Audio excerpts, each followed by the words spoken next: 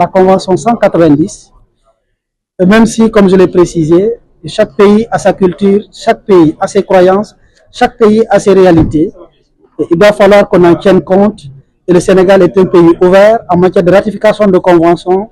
Si on devait être noté sur ça, nous serions premiers sur la planète. Le plus important est de ratifier et d'appliquer, et nous en sommes conscients.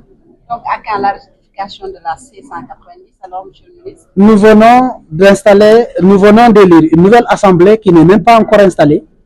Nous avons beaucoup de lois, beaucoup de conventions sur la table.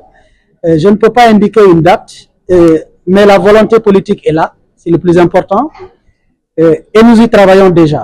Mais nous n'attendons pas la convention, nous n'attendons pas la ratification de la convention pour que la femme au Sénégal ait la plénitude de ses droits. La femme a déjà ses droits, mais il faut améliorer, il faut mettre un dispositif à même de pouvoir l'encadrer.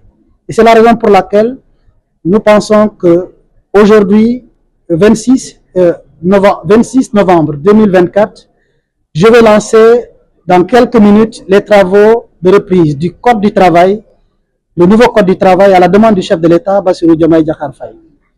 Et je pense également que c'est un terreau fertile pour pouvoir matérialiser la protection de la femme contre le harcèlement au travail, la protection contre la violence et le harcèlement au travail de façon générale et de façon particulière la protection que nous devons à la femme, à la fille et à la jeunesse de façon générale. Vous me permettrez une toute dernière question.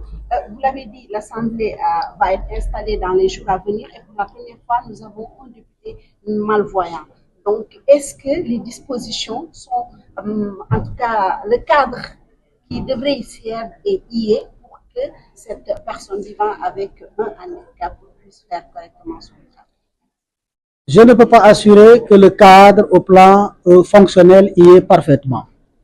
Mais il y a des moments où un pays ou des dirigeants doivent décider de casser les codes. Et c'est le moment, fallait-il attendre que le cadre soit construit avant d'envisager cela? Pour nous, non.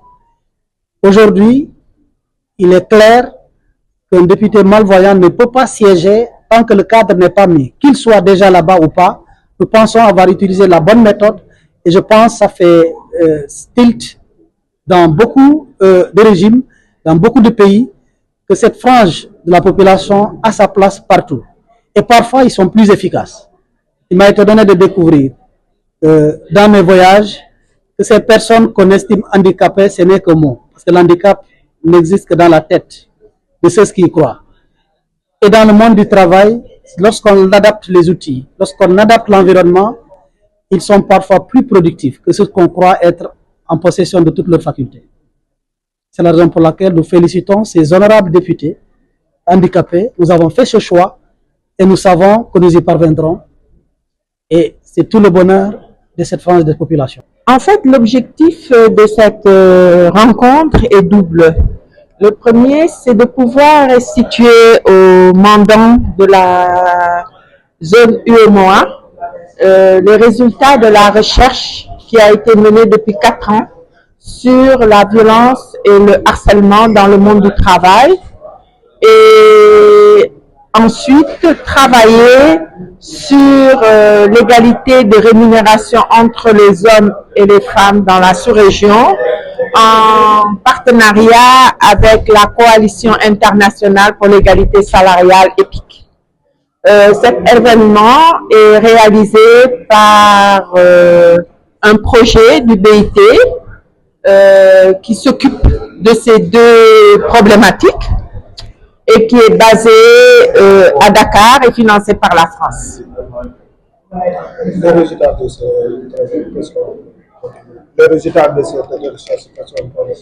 ce qu'on attend, parce qu'il n'y a pas encore les résultats attendus sont d'abord que la recherche restitue les résultats aux parties prenantes, que ces résultats soient validés et qu'on puisse voir quelles sont les actions les plus importantes à prendre pour pouvoir, d'une part, éradiquer la violence et le harcèlement du monde du travail, et d'autre part, amener les pays de la sous-région à ratifier la convention numéro 190. Le deuxième point, c'est un échange, un partage d'expériences et de connaissances sur la manière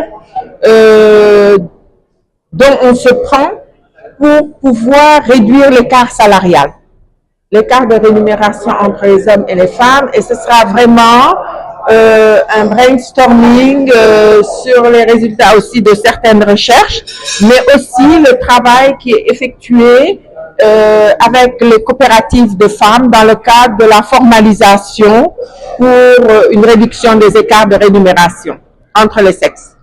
Et puis, ça se terminera par une visite sur nos sites de BAO, où nous travaillons avec les femmes transformatrices de poissons. daje bi dañ koy def ginnaaw ñeenti at yi ginnaaw chercheurs yi maanaam ñuy liggéey ci université yi ñu nekk France ak ñu nekk fii ci sous-région maanaam Burkina Faso, Côte d'Ivoire, Sénégal, ñu ngi gëstu xoxatal yi am ci mbiru liggéeykaay bi. Donc dañuy ñëw delloo liggéey bi ñu liggéey ñun ñu gëstu ko xool ko seppi ko xool léegi lan la dëkk yi bokk ci UEMOA war a def ba nga xamee liggéeykaay yi du amati benn violence ak harcèlement ndax kenn mënul liggéey ci xat ak xoxatal ak ñoom seen. Beneen wàll bi mooy ñu seet lu tax ak lu ñu mënante liggéey jigéen ak góor tolluwuñu ci koom-koom. Góor moo ëpp ci àdduna bi yépp, góor moo ëpp koom-koom. Pourtant jigéen ñi ñu ngi gën a jàng, ñu ngi gën a xam, ñu ngi gën a dem, mais ba léegi góor ak jigéen tolluwuñu ci koom-koom. Loolu tamit nañ ko gëstu ba seeti tamit lan lañu war a def. Ñi liggéey ci coopérative jigéen ñi dinañ tamit wax seen xalaat naka la ñuy liggéey pour gën a am koom-koom, parce que jigéen ñi tamit wax dëgg yàlla ci suñu dëkk yi jigéen mooy yor njaboot bi, donc naka la ñuy def pour gën leen yokkal seen am-am. waaw après dinañ dem seet si leen nuyu leen xool lu ñuy liggéey ci wàllu defar jën yi.